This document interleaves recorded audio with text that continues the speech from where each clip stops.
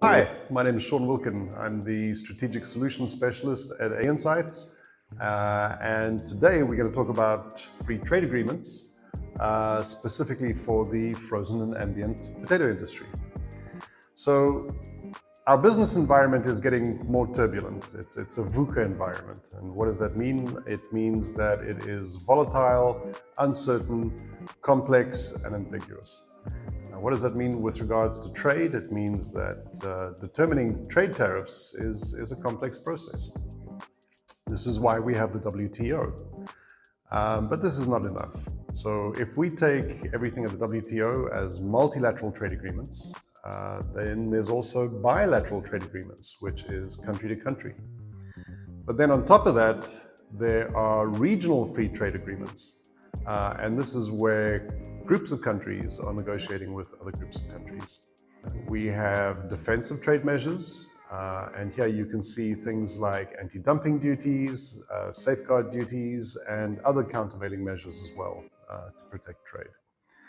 Then there's also something called bound rates, but this is just in the background. This is not something that we need to discuss today. So trade agreements take years to negotiate and implement. At the same time, sourcing changes have been happening at speed.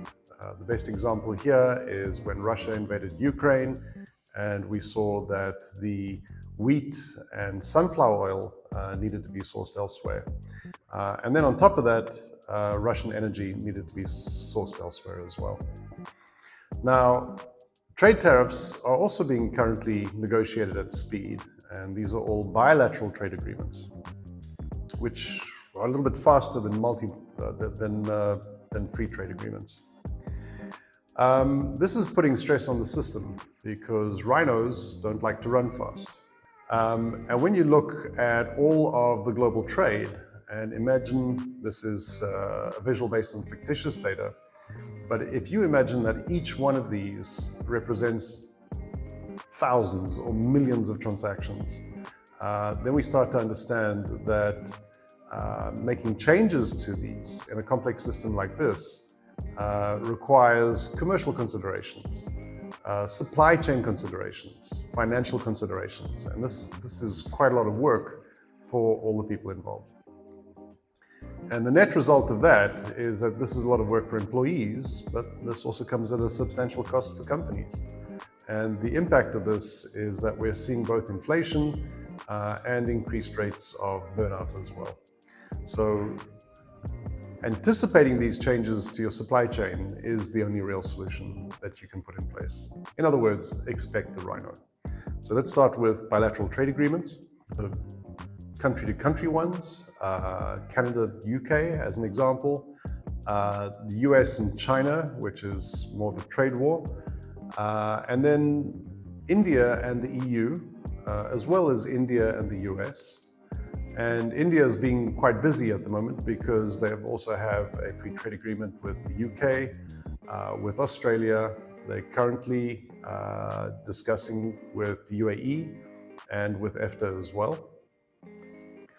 And then we start looking at regional free trade agreements. And the biggest one in the world is the CPTPP, the Comprehensive and Progressive Agreement for Trans-Pacific Partnership.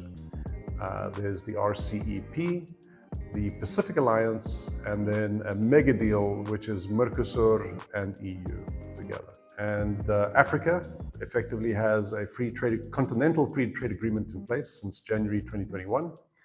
There's the North American one, which used to be called NAFTA. It is now the USMCA.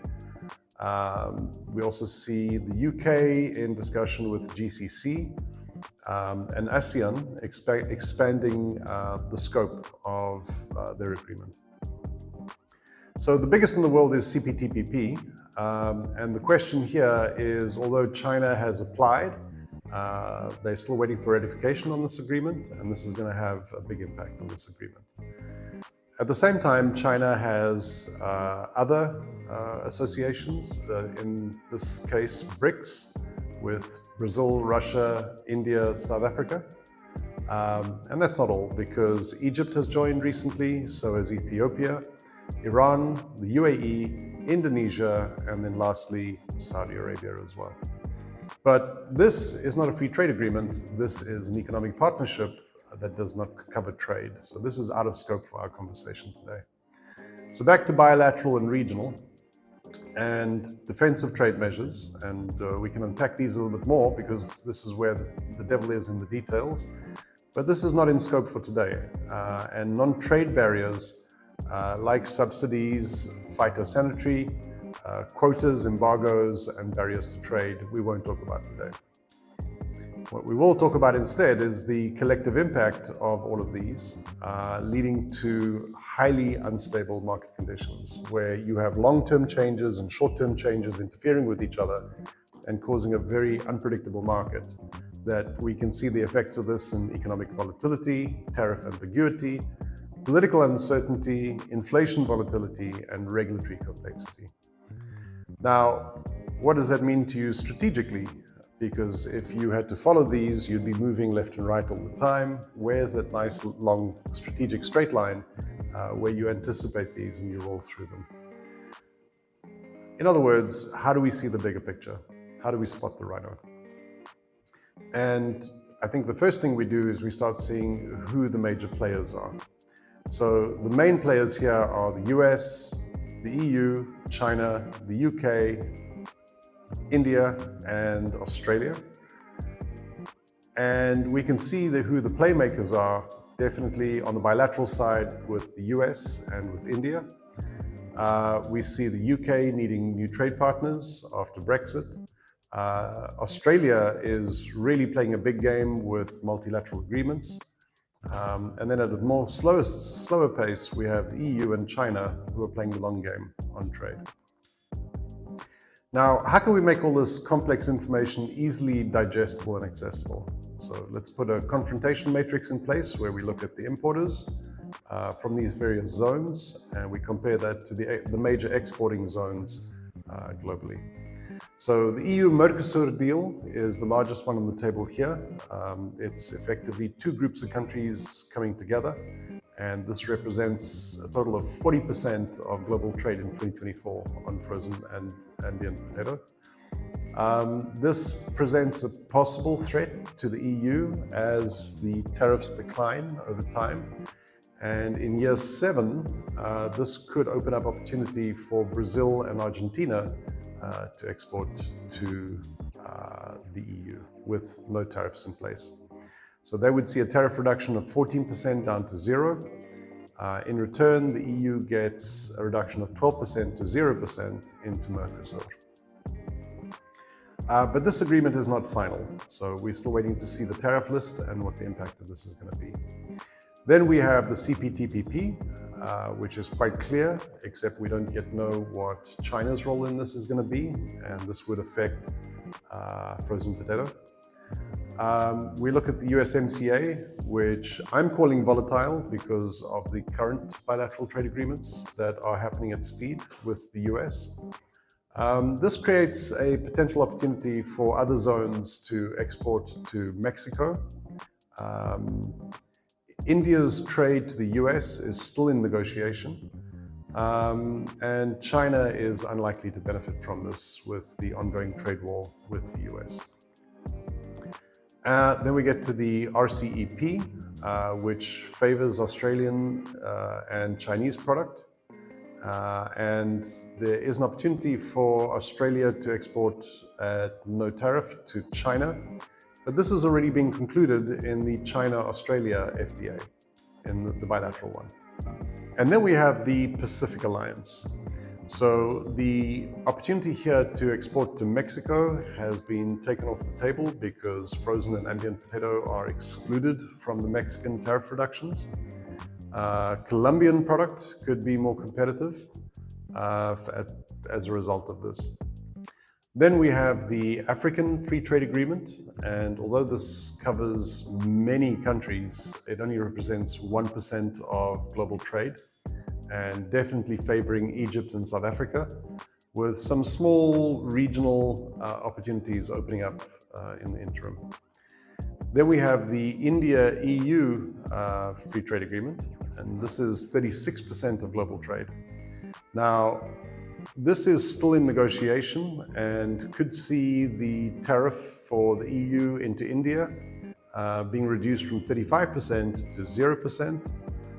We could see the 14% that India currently faces in the EU being reduced to 0%. But this is still in agreement, and we're waiting for the tariff lists to come out and confirm. Then there's the UK with the GCC. This is obviously quite large with countries like Saudi and the UK. And this presents a potential opportunity for the UK to export to the GCC, or possibly back with development in Saudi with processing. But this would be a very small opportunity because the tariffs would go from 5% down to 0%. So not a very big change in competitiveness. Lastly, we see the India-UK free trade agreement. Now, this has got low impact across the board, specifically on frozen and ambient potato, because these have both been excluded from both sides, on the India side and the UK side. So this does not affect frozen potato trade or ambient potato trade. So let's review all of the trade agreements that are currently happening and ask ourselves the question, what is the solution? How do we stay on top of all of these complex things? And the solution is be prepared. So anticipate these changes because this is quite disruptive and you need to stay on top of the disruption. If you have deeper questions on any of the issues that we spoke about today, please message me and let's talk about a deeper dive into any of the questions that you have. So thank you very much.